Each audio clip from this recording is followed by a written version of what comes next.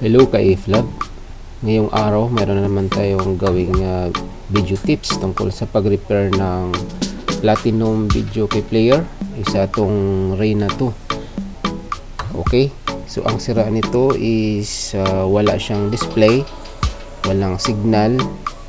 So ito nakikita nyo, ito yung display niya sa monitor, walang signal at wala ding display dito sa may 7 segment dito mismo sa player niya. Kung nakita nyo, blackout lang siya.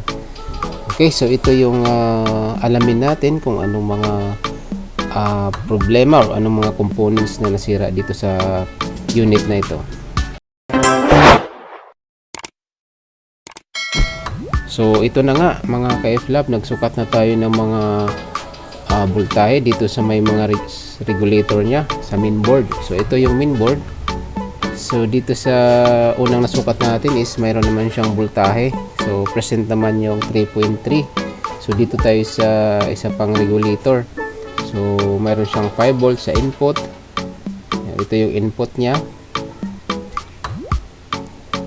Then dito sa output niya is mayroon naman siyang 3.3. So ibig sabihin niyan, buo yung supply natin dito sa may 3.3 regulator. So ngayon diretso tayo dito sa EEPROM natin. So mayroon siyang supply na 3.3. So ito yung BCC ng memory natin, yung sa EEPROM natin na ka-iflab. So 3.3. So kadalasan kasi dyan pag bumaba siya ng 2.8, so isa din yung dahilan bakit wala siyang display or hindi siya nag-initialize. So i-sure lang natin na mayroon siyang saktong 3.3 volts dyan sa may BCC pin niya. So sa checking natin, upon checking natin, mayroon naman siyang voltahe. So wala problema sa voltahe. So wala sa voltahe yung problema natin. So dito naman sa temperature niya, so wala din, medyo ano yung ano natin, yung processor niya, walang init. So ngayon ang una nating gawin dito is i-try nating i-reprogram yung EEPROM. Okay, so ito yung EEPROM. Yan, tanggalin natin at i-try nating i-reprogram yan or lagyan natin ng bagong program kasi kompleto yung voltahe sa mainboard. So possible nito is yung program dito sa EEPROM. So ngayon tatanggalin na natin mga ka-iflab.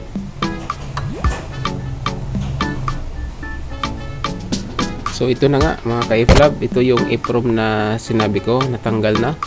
At ngayon i-insert naman natin ito sa programmer. Ayan. So kunin natin yung programmer natin para ma-program natin yan. Okay, so ito yung programmer natin ka-iflab. Ayan. So kadalasan na nangyari din dyan is corrupted yung program, lalo na pag naka stocks na yung ano mo, yung player, o di kaya na nagpa-fluctuate yung voltahe or yung sa main supply sa AC. So nasisira yung program na kukurap. Okay, so ito na yun, sinaksak na natin yung programmer natin. Okay, open lang natin yung window para mag-umpisa na tayong mag-reprogram. Okay, so ito na mga ka-iflab, insert na natin yung IC. Okay, ito yung programmer na ginagamit natin, RT80F. Okay, so ito na yung IC. So tingnan lang natin yung tamang posisyon para mababasa siya. So dito meron namang palatandaan yung posisyon ng IC. So pag ganyan siya, yan, may nuts naman yung ano natin, yung IC. Okay, so i-lock na natin at maghanap na tayo ng program. So i-identify natin yung IC kung ma-detect na ba. Okay, so na-detect siya at mag-open tayo ng program na i-flash dun sa IC. Okay. So dito tayo, hanapin natin yung tamang program nya dito sa baba. So dito kay Flab, naglalagay na ako ng folder para mayroon na tayong naka-prepare na program. Okay. So dito, so nag-error siya. Mali pala yung na-click natin. So sa keybox pala tayo. Keybox 2. So mali yan. Reyna 2 yung kailangan natin. So dito tayo. Ayan. Ayan, okay na. So yun, i-ano na natin, nag-auto erase na siya. Okay,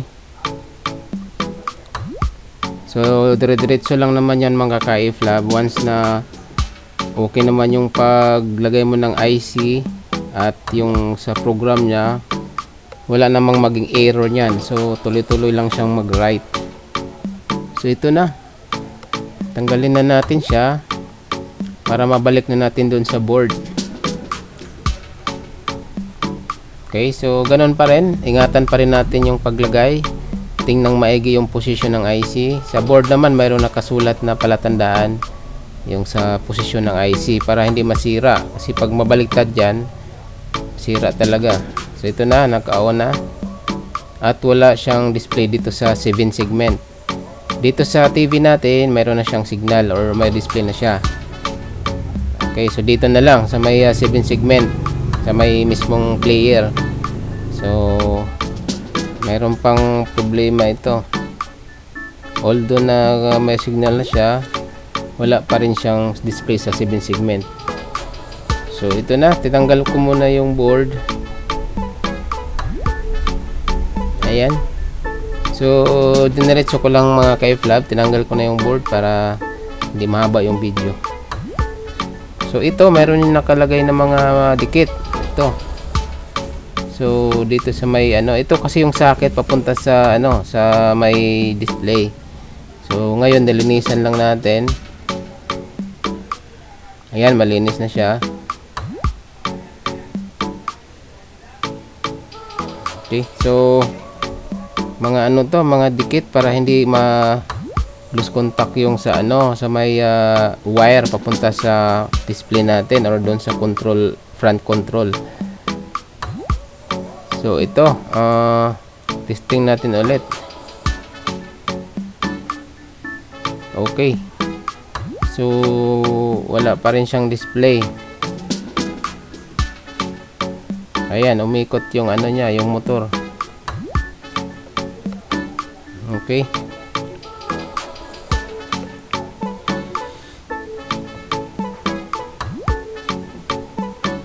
So wala pa rin dito, wala pa rin dito display. So dito kay Flab, hindi ko lang napakita kanina sa inyo dahil kinakat ko lang yung video dahil sobrang haba na. So mayroong open na 4.7 ohms na 4.7 kilo ohms na resistor. So ang akala ko okay na siya, kaya lang wala pa ring video or wala pa ring display dito sa may 7 segment. So ngayon magsukat tayo dito. Ito nakalagay, nakasulat itong data or yung clock dito sa may sa may socket naman dito sa may display. So gamitan natin ng oscilloscope para makita natin kung mayroon bang signal. Dahil kung tester lang yan, hindi kaya. Okay? Kasi naka 5 volts na siya. So iset ko lang yung oscilloscope natin mga ka-iflab para makita natin kung may signal ba or may data bang dumaan dyan sa may dan sa wire.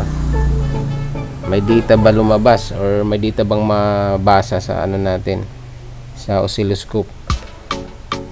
Okay, so connect lang natin yung yung negative test rod dito sa may chassis para yung isang lang galaw natin. yung positive. Ngayon i-connect na natin to. Ayan. So ito na lang yung i-ano natin, i-check. Okay, so hindi natin patayin mga ka-flab kasi ang sukatin natin is yung data. Okay, kung may data ba na lumabas dyan or mababasa dyan. Okay, so dito muna tayo sa may display board or control board dito sa may harap sa front panel. Okay, so ito yung wire nya. Kung mabasa nyo, mayroong dot, mayroong clock or STB, yung tatlo na to. So dito muna tayo sa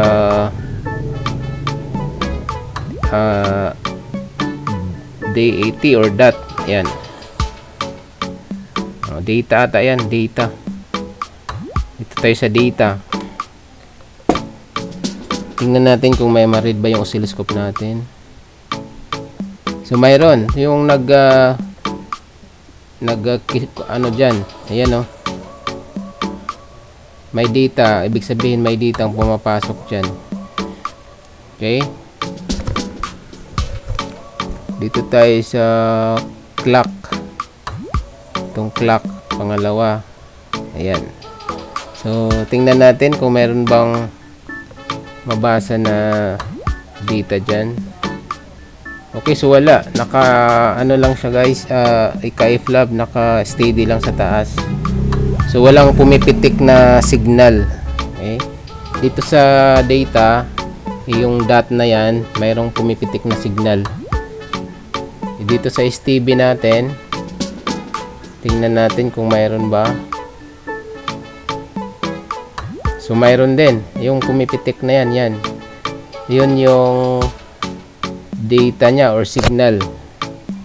Okay, so ang walang signal dito sa may sa may clock. Ayan yung clock. So sundan natin kung saan mapunta yung clock na yan, yung nya, linya.